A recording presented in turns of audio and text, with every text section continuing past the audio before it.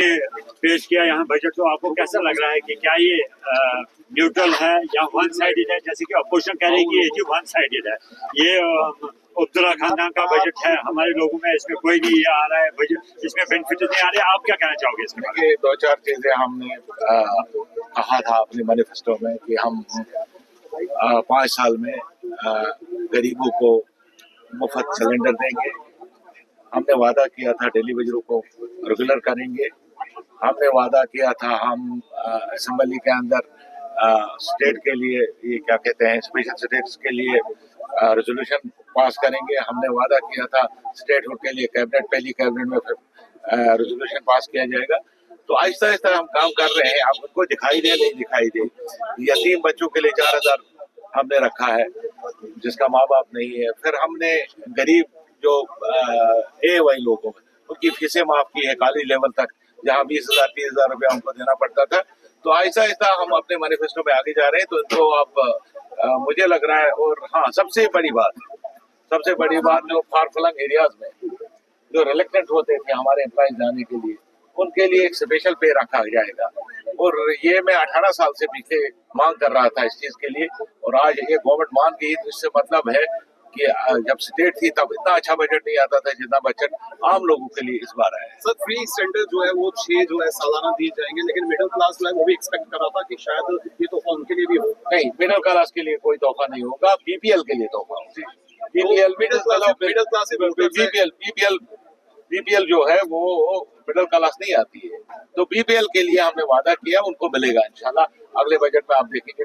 गुरेज साहब last question एक है कि रिटायरी वालों में बड़ी प्रॉब्लम है कि 2025 से वो रिटायर हुए हैं और उनको अपने बेनिफिट नहीं मिले, जैसे GP फंड है, कॉम्पिटिशन है या बाकी ग्रेजुएटीज है, वो उनको नहीं मिल पा रहे हैं। कि जब सही है उनको इसके बाद बड़ी घर में काम होते हैं, इसके बारे में सही है। तो क्या इसके बारे में आप क्या? ये अलमिया है इस रियासत का ताना बाना। इन्होंने जो आज ये दावा कर रहे हैं और नारे लगा रहे हैं, इतना खराब किया है कि आपका अपना पैसा आपको नहीं मिल रहा है और लोगों को दर दर की ठोकरें खाने पड़ती है। GP फंड के लिए फाइनेंशियल इतनी इरेगुलरिटीज की है।